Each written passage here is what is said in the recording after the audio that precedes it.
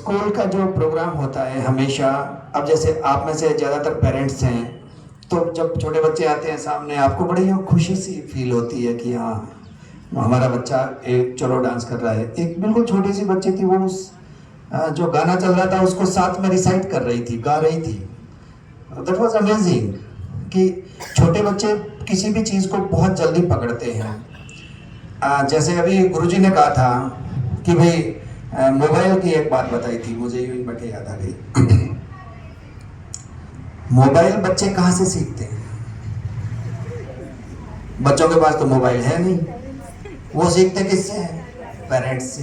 What we are doing, तो वो उसकी नकल करेंगे, इमिटेट करेंगे हमेशा। हम चाहें कि मैं तो मेरे मोबाइल में घूमती रहूं या देखता रहूं और मेरा बच्चा है वो मोबाइल से दूर रहे, इट्स नॉट पॉसिबल। ये संभव ही नहीं है। उसको अपने आचरण से अपने को शिक्षा देनी होगी, तभी बच्चे में स्थायी शिक्षा आएगी, अन्यथा बच्चा नहीं सीखेगा। भले ही आप कुछ भी उसको सिखाओ, वो देखेगा कि कर क्या रहे हैं हमारे घर वाले, हमारे टीचर्स, हमारे स्कूल में लोग, तो दे विल इमिटेट। बच्चा बहुत जल्दी चीज़ों को लर्निंग बाय डूइंग में विश्वास करता है। आप जिस चीज़ को मना करोगे वो उस चीज़ को करने की कोशिश करेगा।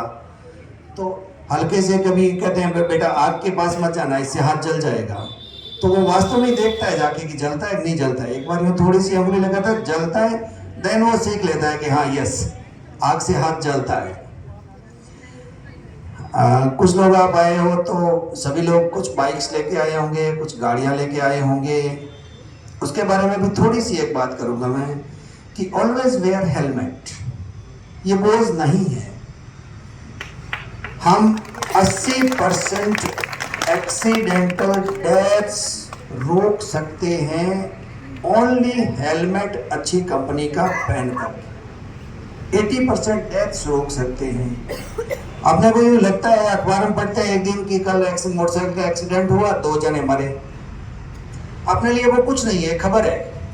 लेकिन जिस घर से 2 जने गए, उन घरों की स्थिति सोचिए। एक बार अपन बैठने भी जाते हैं किसी के, कितना बुरा लगता है। सो प्लीज, ये बोझ नहीं है, ये कोई पुलिस के चालान काटने की जगह नहीं है, चालान काटने की वस्तु नहीं है कि पुलिस रोज उसका चालान काटे तब आप डरते हुए अरे सामने पुलिस वाला खड़ा है इसलिए हेलमेट पहनना है। नो, बिकॉज हमको अपनी लाइफ सेव करनी है, हमको अपना जीवन बचाना है, इसलिए अपने को हेलमेट पहनना है।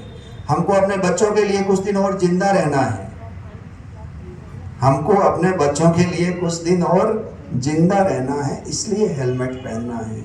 सीट बेल्ट, यूं ही लगता है, बट कार भले ही आपकी 50 लाख की हो, उसमें जो सबसे अच्छी चीज है that is seat belt. Always wear seat belt.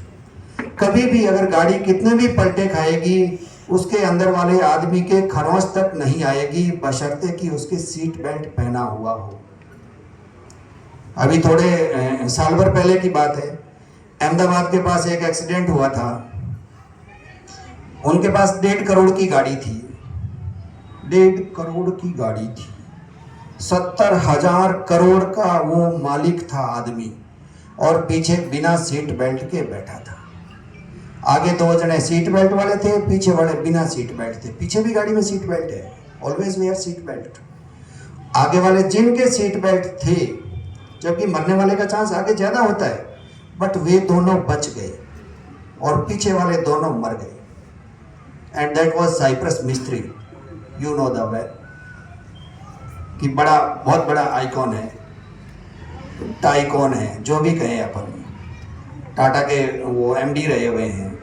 तो इतने बड़े आदमी को भी एक्सीडेंट नहीं बख्शता है, बहुत बड़ी चीज है। Always wear seat belt. जब भी गाड़ी में बैठो, you will never find me without seat belt in this city, you will never find me. यदि आप में से कभी मैं किसी को भी बिना सीट बेल्ट दिख जाऊं, आप मुझे रोक करके मेरा चालान कर देना। सही कहता हूं मैं आपको, कभी भी मैं बिना सीट बेल्ट नहीं चलता। So always wear seat belt, ये आपकी सुरक्षा के लिए है।